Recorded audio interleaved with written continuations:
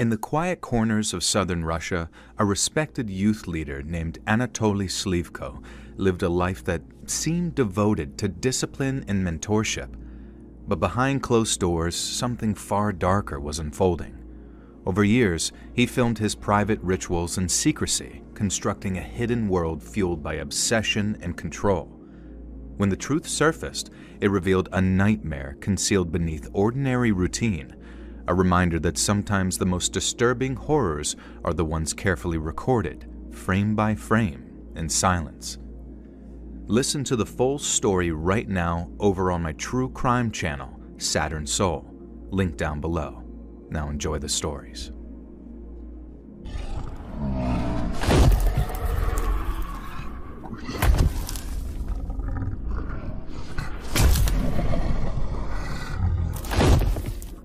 I grew up in a group home in the Midwest. My foster parents tried, but I hit the road once I turned 18. Now, I worked my way across the country, moving from place to place once I had enough cash in my pocket from working odd jobs.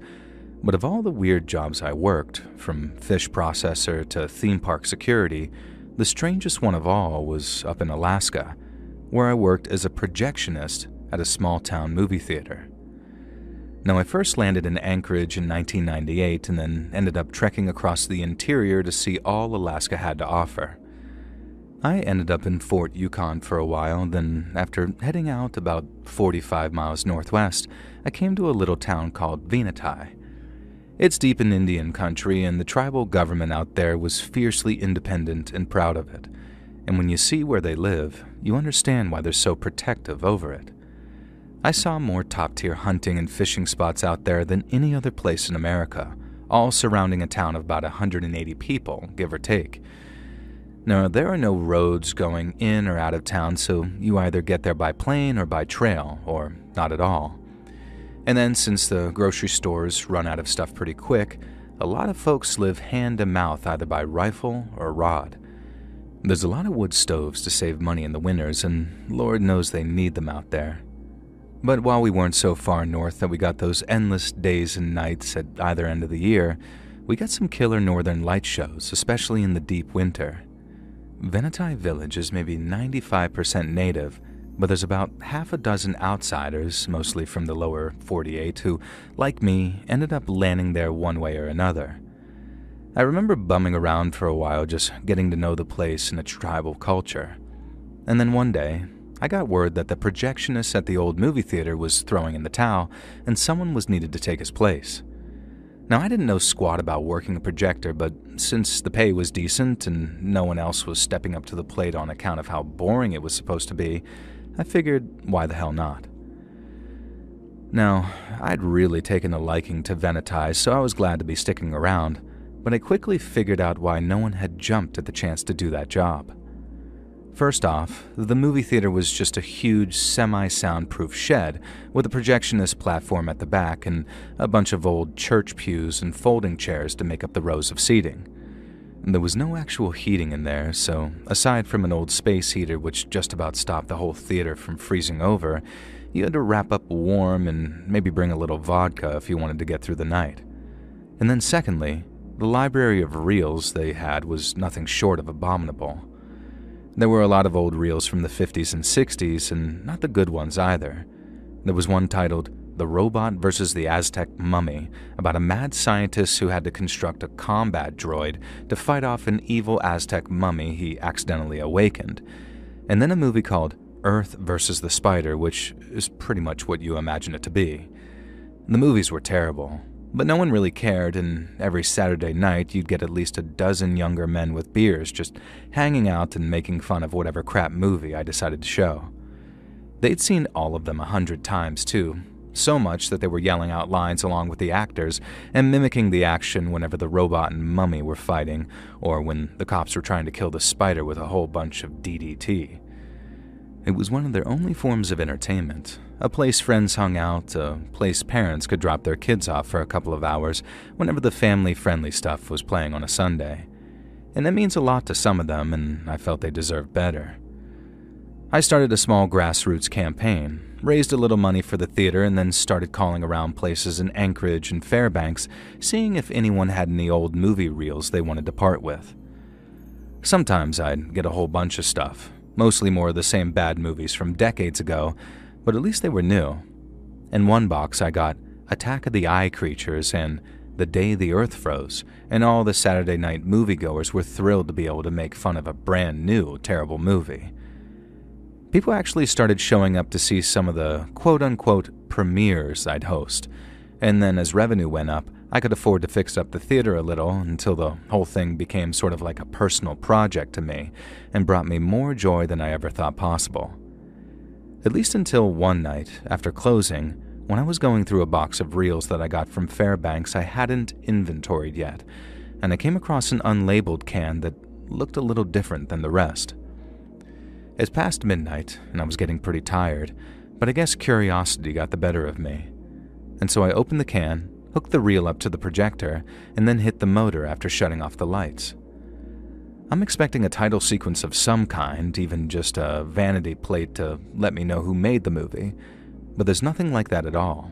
The film just sort of flashed into life, no sound at all, showing maybe 4 or 5 flaming torches surrounding a big old tree.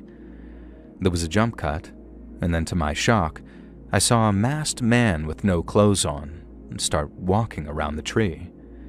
I say mask, but it was more like a kind of helmet almost. I couldn't make out much detail right then because of the distance between him and the camera, but I could see that there was a part covering his face and hair, and then a whole bunch of sticks or twigs sticking out of the back, like they were hair or a mane or something. He was circling the tree, naked from the neck down, and from the way he was moving his arm, it looked like he was dousing the bark of the tree in some kind of fluid. I might be wrong, and he was just kind of waving whatever was in his hand in its direction, but either way it looked almost ceremonial. I figured that I must have been watching somebody's home movie and that whoever had filmed it was into some pretty freaky stuff. Turns out, that wasn't even the half of it, because after the naked guy finished this little lap around the tree, there was another jump cut, and after a brief moment of seeing nothing but the trees and those flaming torches, a whole bunch of people came walking into frame. The one I'd seen previously was in the lead, and as he walked towards the tree again from off-camera, 3 similarly undressed men guided another into the frame. Now this man was naked too, but unlike the men guiding him, who were also wearing wooden helmet masks, this man's head was bare, and he was also showing a great deal of difficulty in walking. Now, it was like he'd either been drugged or was drunk out of his mind, but either way, he didn't seem to protest as the masked men urged him forward. And then when they got him in the trunk, they turned him around and then started tying what looked like rope around his wrists. The guy wasn't struggling at all. He didn't fight back.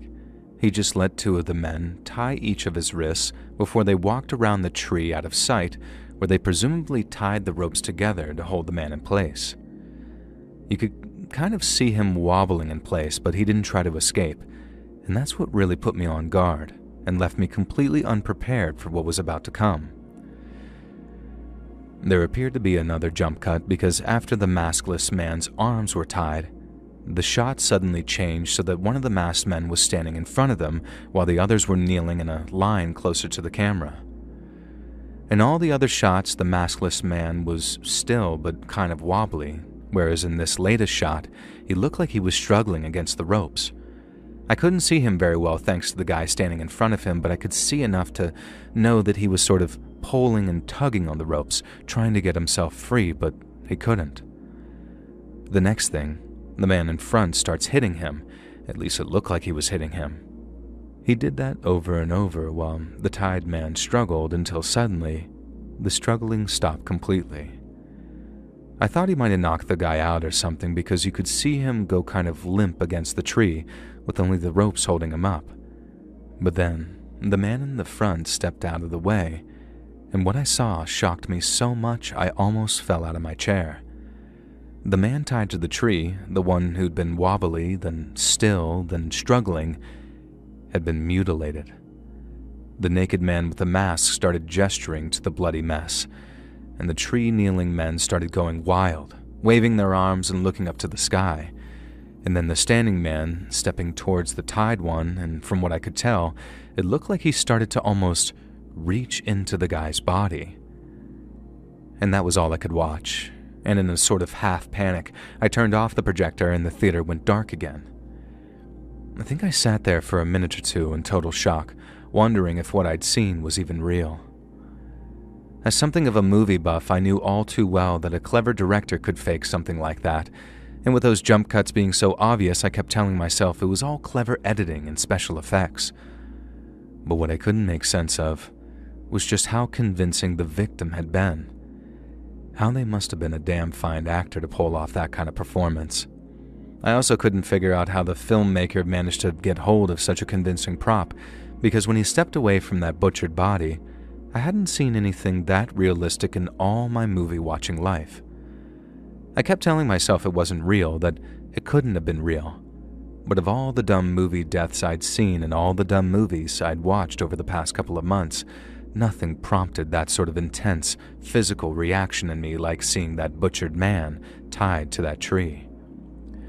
I knew I had to do something, even if I took it to the cops who told me it was nothing but an amateur horror movie and I'd gotten myself into a panic over nothing, because I'd rather be wrong and relaxed than keep on wondering what the hell I'd just witnessed. And the next morning, I went to talk with Pete, Venetai's VPSO, which stands for Village Public Safety Officer. And these are the folks to assist state troopers in policing the more remote villages, and since he obviously couldn't help the situation much, Pete told me to head into Fairbanks and talk to the troopers there. My next stop was to talk with one of the pilots who flew a daily air taxi down to Fairbanks.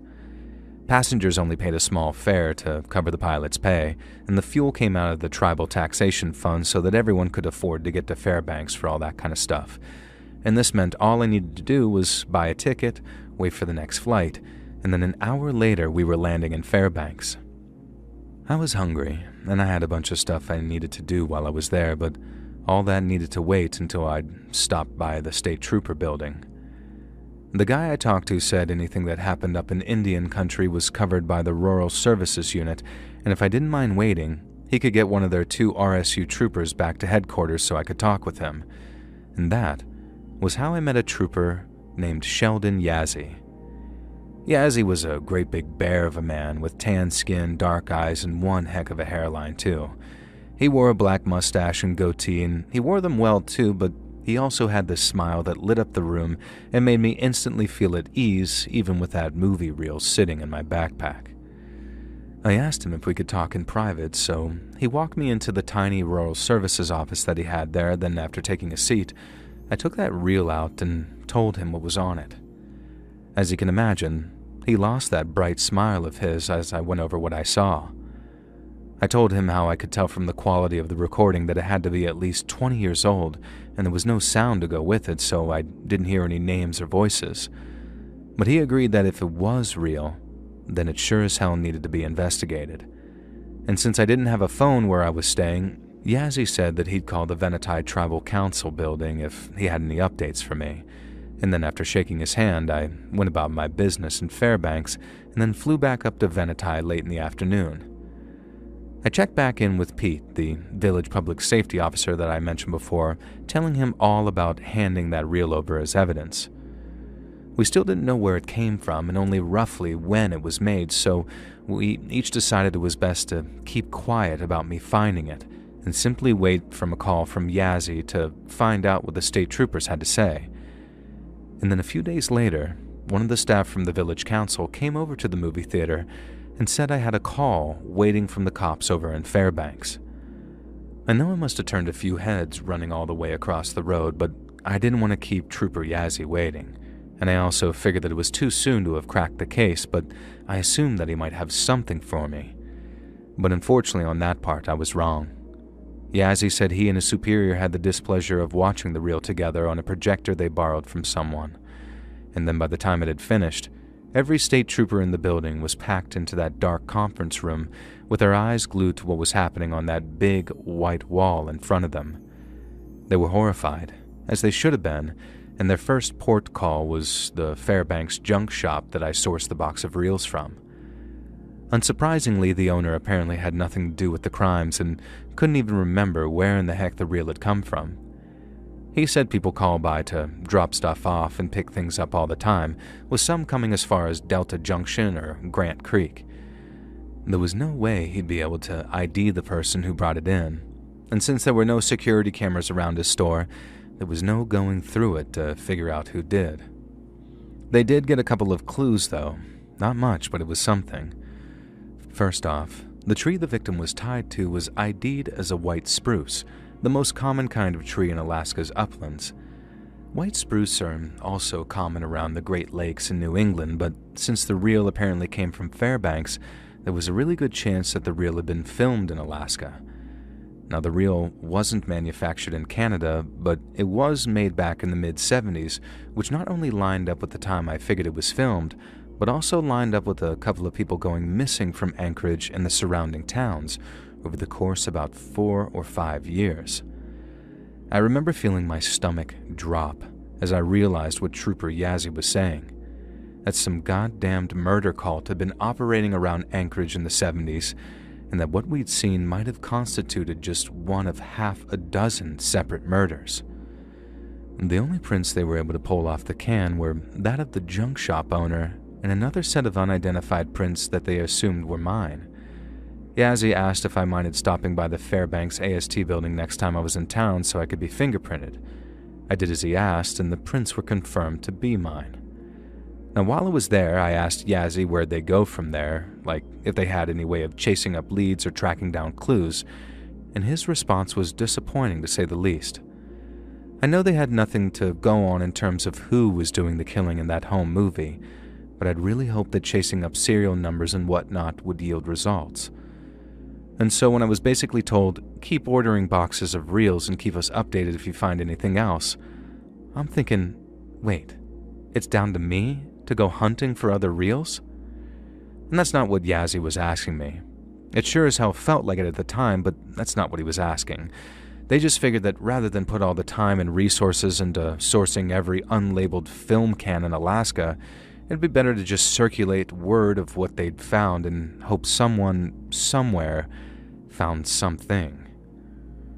Trooper Yazzie had been really helpful on the phone, and I knew it wasn't his call to just do nothing about the home movie murder, but I was still hugely frustrated at the response by the state troopers.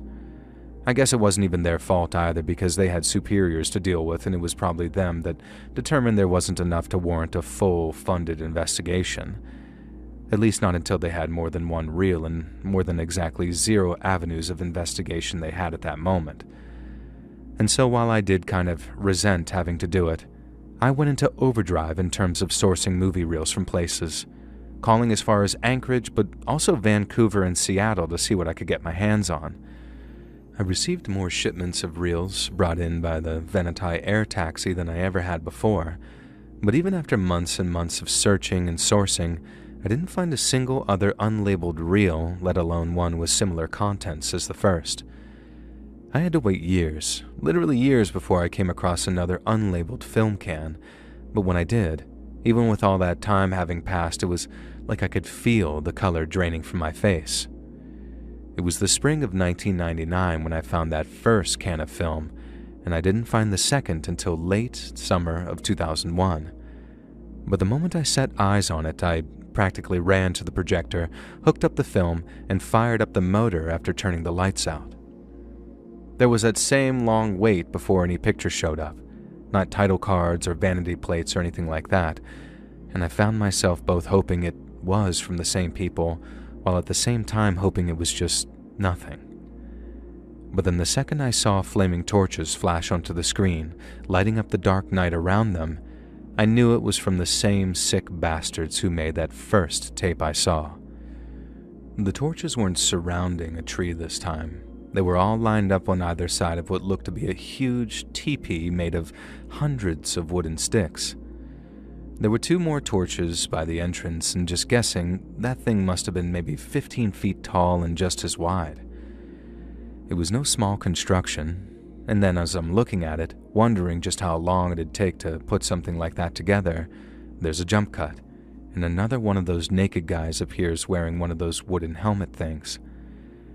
He walks up to the opening of the huge stick-made teepee thing, and then, after picking up one of the torches, he walks inside and starts lighting the inner walls on fire.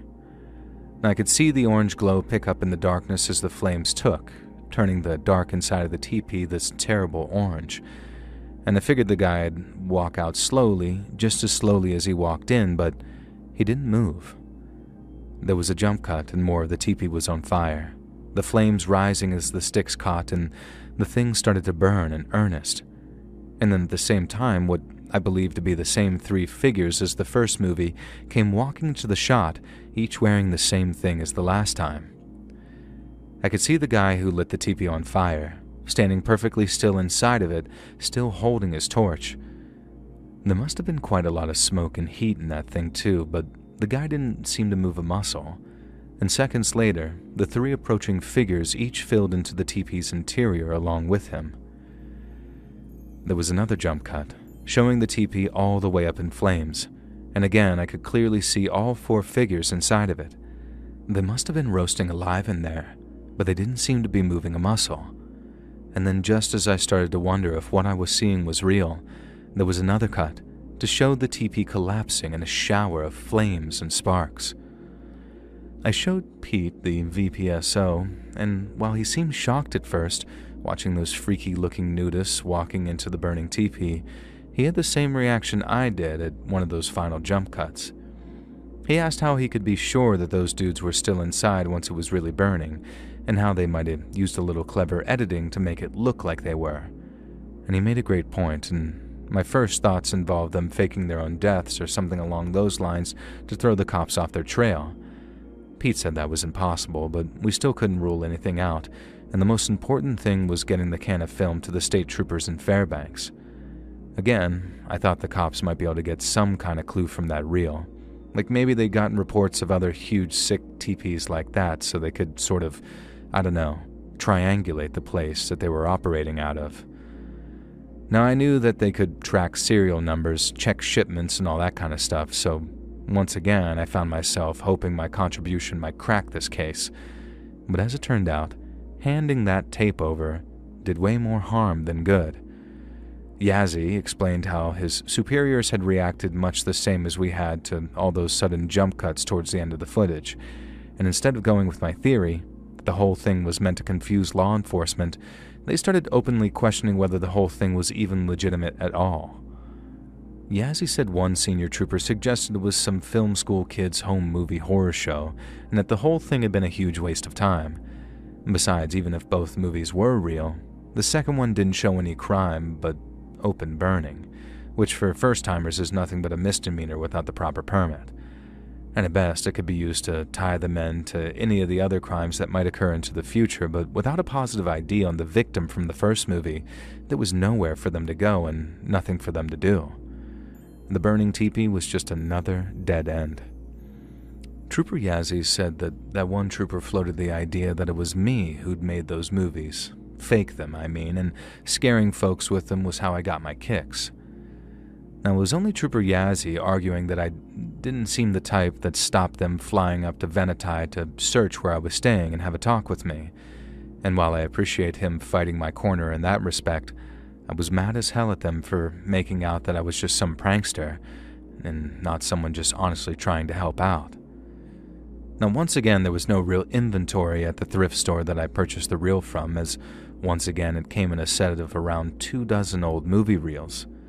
The state troopers didn't even pay the place a visit that time, they just called to make sure that there was no record, meaning for all intent and purpose, the tape could have been my own creation and I was just lying about where it had come from. Yazzie was just as frustrated as I was, but he wasn't surprised. He said Alaska has more unsolved disappearances than any other place in America, so much that people don't even bother looking sometimes. If a kid goes missing in a park or something, that tends to be a big deal. But a grown man, especially someone from the outer states who's not very experienced in the outdoors, people just tend to think, they're a goner, and move on. It's a harsh way to look at things, I guess, but just like Yazzie said, people have found way too many skeletons surrounded by bear scat to have hopes someone might still be out there, especially after they've been missing for more than a few days. He said the best we could hope for is that some more of those reels showed up and that they'd showed victims, perps, and locations in more detail, and that's even assuming that there were other victims and that wasn't just the end of the trail right there. I ended up going on another ordering spree, sourcing unlabeled reels and boxes of junk from all over Alaska and the Pacific Northwest, and one time I was awake a whole 24 hours burning through unlabeled cans of film, stuck in that limbo of hoping that I'd get lucky while praying that there weren't any more of those horrifying home movies out there. And then before long, I realized what it was doing to me. My little quest for justice had turned into some blind obsession, and my work at the movie theater was starting to suffer as a result. Now, I'd think about those masked and naked maniacs all goddamn day, and then when I go to bed at night, I'd dream about them too. I started to lose sleep, and I stopped eating. The reels became an obsession, and just about everyone around me could see it too. Pete and the support officer recognized it first, I guess, and told me that maybe, just maybe, my time in Venati had come to an end and it was time to move on. And I guess he was right. Last time I stayed anywhere for almost 3 years, I was a kid of single-digit ages being raised by a foster family. And maybe that was it. I'd come to the end of my time, and that obsession of mine was just a way of my conscience kind of rebelling against putting down roots. I moved on down to Anchorage, and then with the skills that I picked up in Venati, I ended up working as a projectionist at a much more professional operation. But there's not a day that goes by where I don't think about those unlabeled film cans, and I don't think I'll ever be able to forget the horrors they contained.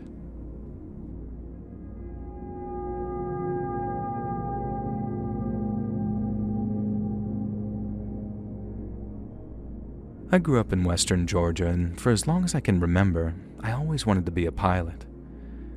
I thought about the Air Force for a while, mostly for the speed, but the high discipline environment wouldn't have done me any good. But then once I had about 1,500 hours under my belt, I heard about some pretty lucrative opportunities up north. Way north, too. Like in Alaska. I landed in Anchorage back in 2011 with enough money to bum around for a few weeks, enjoying all that seafood and the clean, cool air they got up there. And then while I was at it, I went around knocking on the doors of a few air taxi outfits and asked if they needed any pilots. I figured positions up there would be majorly competitive given the perks of the job, but I found a vacancy at the third place I called, an operation out of Talkeetna, hauling hunters, fishermen, and mail to remote airstrips. I'd be flying some beat-up old Cessna 180 at first, but I could work my way up to bigger and bigger loads. And then as long as I didn't spook the passengers or bend any metal, I was told that there'd always be work for me up in the land of the midnight sun, as they say. And the best thing about my job, by a country mile, was the freedom you got up there. You're basically an independent contractor, so not quite your own boss, but close enough to get all the benefits. And then cruising over all those jagged peaks and glaciers, all God's own artwork, it makes every single flight feel like a brand new adventure. On a clear day, you can spot moose from 500 feet up, with all those puffy white clouds off in the distance looking like floating mountain ranges for miles either side of you. You feel like a real maverick too sometimes, landing on gravel bars or frozen lakes that'd make most spit-shined airline pilots piss their pants. But then there are the downsides, the primary one being the weather. I've never flown anywhere that can turn from a bluebird to a whiteout in a matter of mere minutes. 1 second, it's chilly but otherwise a manageable flight, and then the next thing, you're dodging ice like it's taken a deep and personal disliking to you. One bad call on fuel or wind, and you're toast. And even if you do somehow manage to land safely in the great American wilderness, you're hiking back to base with a hungry bear on your trail most likely. Because out there, walking with a limp or an open wound is like walking around with a big old sign above your head saying, "Dinner is served." Parts take forever to ship to Alaska from manufacturers, so maintenance is always a pain in the ass. And sometimes it's so lonely out there with nothing but your VHF radio that you actually miss having some babysitter in air traffic control checking in to bother you every couple of minutes. And that kind of brings me around to one of the hairiest scrapes I ever had up there almost 9 years ago now, back in the early fall of 2017. It was September 6th, a Wednesday to be exact, and I was flying a whole bunch of supplies from Bethel up to a camp near the Yukon River in my old 185 on skis. Oh, and the skis part refers to these hydraulic wheel skis that we use for snowy conditions, because you can't use regular landing gear on a snowpack. Now anyway, the weather brief said marginal VFR, meaning that there was a high risk of encountering low ceilings, fog, and generally poor visibility, particularly in the more mountainous areas. But with ceilings dropping fairly low, I figured that I could at least dodge the very worst of it. Once she was all loaded up, I hopped into my 185 and got her up in the air with no problems. And then for about 40 minutes or so, everything was going just fine as I'm weaving between patches of cloud like I've done 1,000 times before. And then suddenly, my luck ran out, and I was faced with a cloud bank right up in front of me, no dodging it, and it looked as thick as potato soup. It looked like nothing but a whole bunch of rain clouds at first, the kind that are almost filled to bursting with the super cool droplets they get.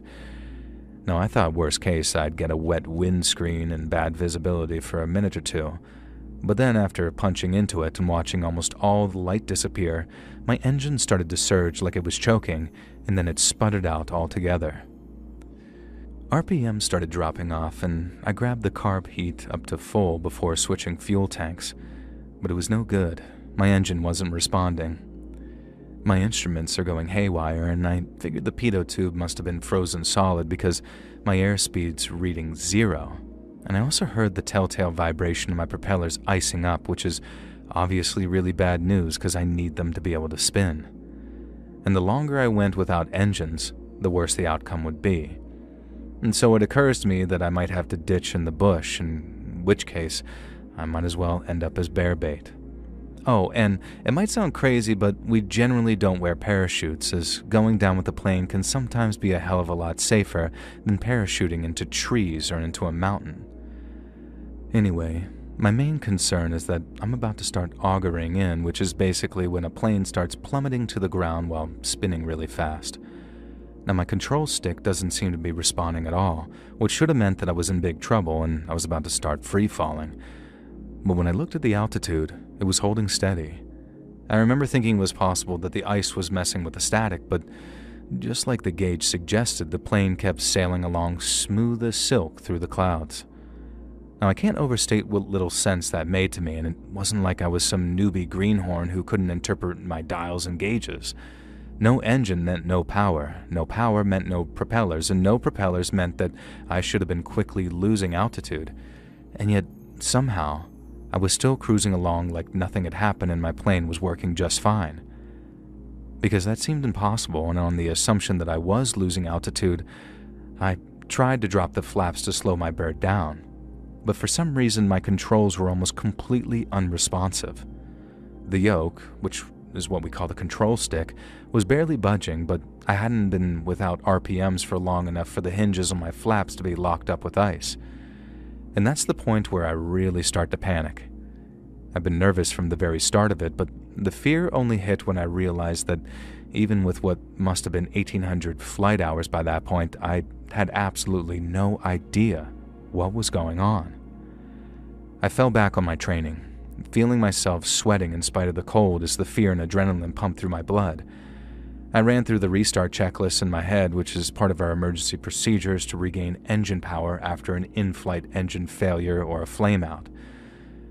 Now, I'd just about reached the 6th step in ensuring my throttle was slightly open, when out of nowhere, this whole airframe started shaking like a chihuahua taking a dump. I'd never been so scared as I was then when my plane started to shake like that. I mean, shaking is the wrong word. It was more like it was vibrating in midair. It was so rough that I genuinely thought, like, this is it, and that at any moment I was going to watch my plane start to rattle apart at the seams. My whole body was vibrating along with it, and I had to grit my teeth to keep from chattering as I kept hearing the ping, ping, ping of icicles slinging off the prop and pinging against the fuselage. It's hard to overstate just how screwed it seemed I was, and I remember thinking that I was a goddamned fool for listening to all the old salts who told me a parachute just meant a long, slow, and painful death, either freezing up on a mountainside or getting eaten alive by some animal. I'd have given my whole damn nutsack for a parachute in that moment. But then, just as all hope seemed lost and that feeling of despair was set to overwhelm me completely, my plane suddenly broke through the cloud into all clear ahead, and my engine suddenly coughed back to life. The power surged, my controls loosened up, and then after quickly leveling off and checking all of my gauges twice, I think I just about lost my mind for a second. I remember yelling, "Atta girl, there you go baby, there she is," and then laughing my ass off as the engine began to hum all nice and loud again. It was the second greatest feeling of relief and happiness I'd ever felt, second only to the one I felt when my now wife gave birth to a healthy baby girl. I felt like the luckiest son of a bitch to ever grace the skies. But then, knowing my luck must be seriously running dry after such a close call, I used my map to locate the nearest airstrip and then immediately made a beeline for it. I managed to raise someone down there on my radio so they were expecting me when I brought my plane in, and managed to land her with the greasy side down. But when I climbed out and started stumbling over to what passed for the pilot's lounge, my knees were just about knocking together from the adrenaline dump as I trudged through the snow. An older man, who turned out to be an airplane mechanic, came out into the snow to greet me as I got closer.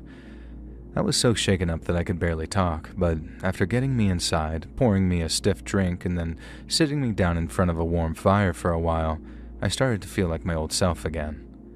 There was another guy in there who I think was just a friend of the mechanic, and they both sat in stunned silence as I told them what just happened to me. I knew neither of them were pilots, so I tried to make it as clear as possible just how weird it all was, and how I'd never encountered anything like it in all my thousands of hours of flying. But as it turns out, it wasn't the first time either of my two companions had heard of something like that happening to a bush pilot up there. The mechanic said that he was originally from Idaho, and he'd been fixing up light aircraft in Alaska for some 20-odd years, and in his experience, strange stuff like that occurred a lot more than anyone liked to admit. He said as long as he'd been up there, the pilots had been telling him weird stories about all kinds of different stuff, be it seeing strange crafts flying past them at supersonic speeds, or having their aircraft start acting funny when, just like me, they passed through what they thought was just a rain cloud. He said the strangest of the stories come from those who fly at night, how they talk of strange lights in the sky, disappearing from one place and then appearing again in another in the blink of an eye. When they were just about done going over all that strange crap they'd heard over the years, the engineer and his buddy told me that I was lucky to have landed my plane, and that it's not uncommon for pilots to take to the skies only to never to be heard from again. I waited a couple of more hours for the weather to clear, and then I kept on towards my destination with no further problems. But I've never forgotten what happened that day, and sometimes I get a cold sweat seeing a particularly dark set of storm clouds, because if I'm ever unlucky enough to have a second run-in with whatever happened that day, I might end up as one of those pilots that's never heard from again.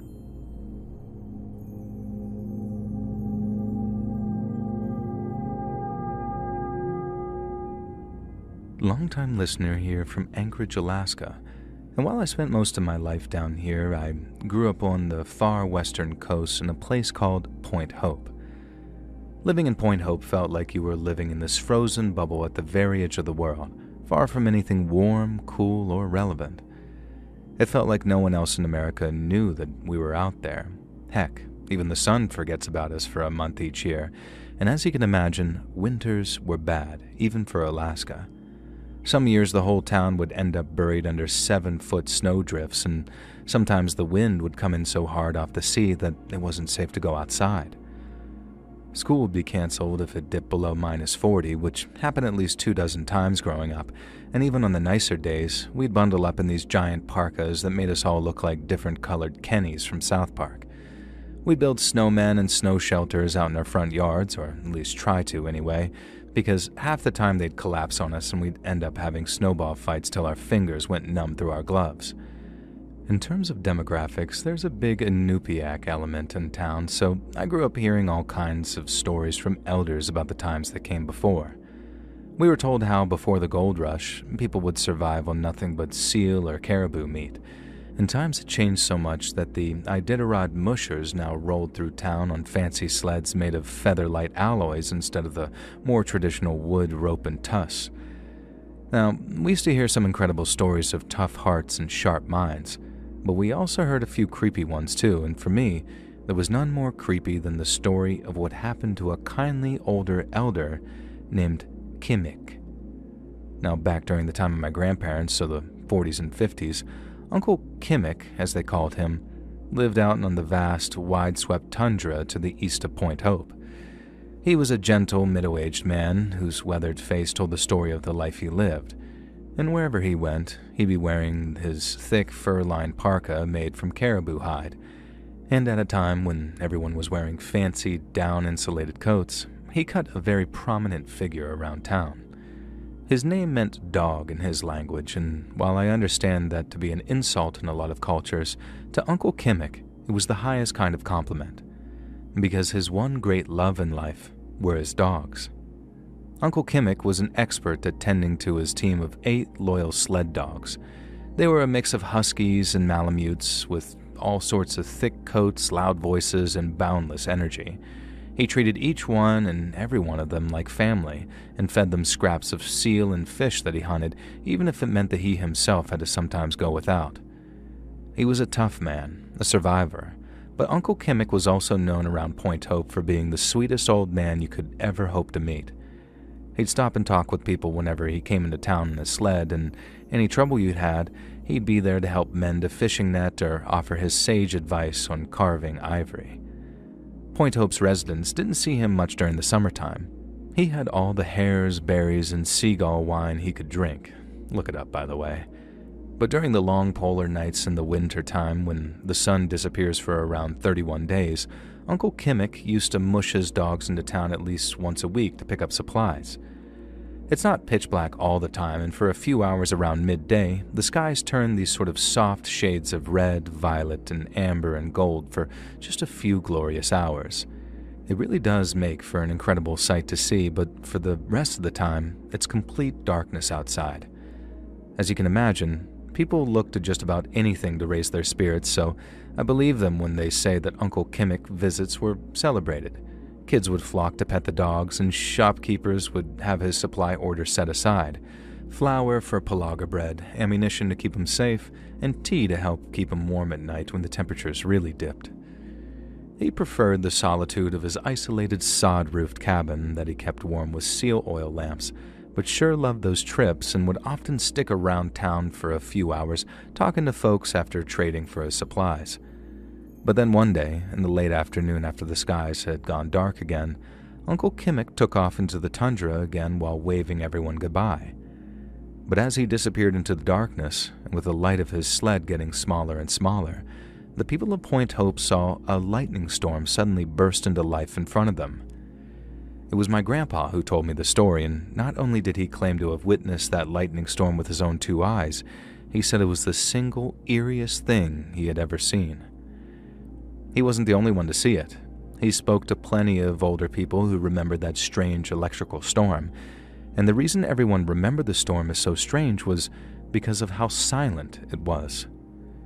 There was no greater gusts of wind and no thunderclaps after each fork of lightning struck, but that's actually very explainable, as thunder only tends to travel around 15 miles before the sound drops off. Everyone in town saw it as one of the many strange sights the far north has to offer, then went about their business as normal. About a week went by, and everyone was looking forward to Uncle Kimmick's return. They figured that he must be running low on the old firewater because everyone loves a drink when it's night all goddamn day. But Kimmick didn't show, and after 3 days of getting more and more worried about him, a group of volunteers went off into the tundra to go look for him. They wrapped up warm, gathered up their high-powered flashlights, and then after taking off on ski-doos and dog sleds of their own, they got about 10 miles before they found Uncle Kimmick's sled. The sled was lying on its side, the handrails all smashed up by something, and then his dog harness was empty too, with all 8 of them having been scattered to the winds. They're not tied or locked into the harness, so that wasn't all that shocking, considering the sled itself had turned over, and at first, Uncle Kimmick was nowhere to be found. But then, maybe only 100 yards or so from where his turned-over sled was, they started finding pieces of his clothes all torn up. And then finally, they found him, or at least what was left of him anyway. The man's clothes had been shredded, but even so, there wasn't much left of him to cover up. The men who found him said it looked like he'd been eaten by a polar bear, one that had probably shared him with its cubs, but unless it happened to ambush him pretty good, which is real hard out there in the treeless tundra, then it wasn't a bear that got him. It must have been his dogs. Some of the other guys who found him said the damage to his skin and bones made it look like a frenzied and sustained attack from more than a couple of animals. But there was no confusing that till they found the escaped dogs and analyzed their droppings. The same group of volunteers went off searching for them, and with the dogs being hungry and staying as a very loud pack, it shouldn't have been all that hard to find them.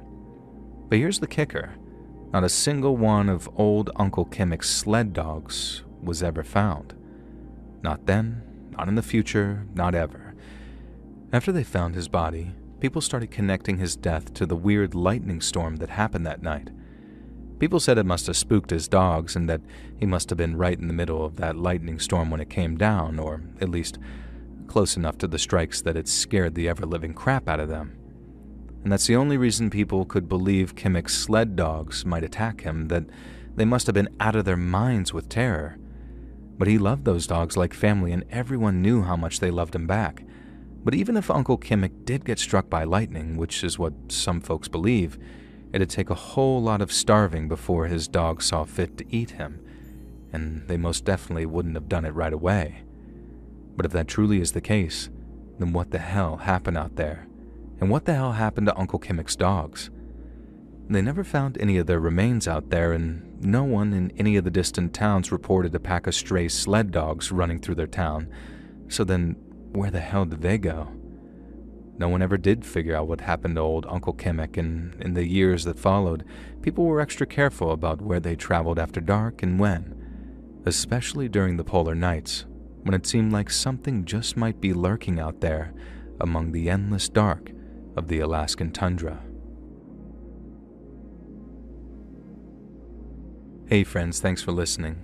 Click that notification bell to be alerted of all future narrations as I release new videos every Monday and Thursday at 9 p.m. Eastern Time. And there are super fun live streams every Sunday and Wednesday night. If you got a story, be sure to submit them over at my email, LetsReadSubmissions@gmail.com, and you might even hear your story featured on the next video. And if you want to support me even more, grab early access to all future narrations and bonus content over on Patreon, or click that big join button to hear about the extra perks for members of the channel. And check out the Let's Read podcast, where you can hear all of these stories and big compilations located anywhere you listen to podcasts. I also have a true crime channel called Saturn Soul. All links in the description below. Thanks so much, friends, and I'll see you again soon.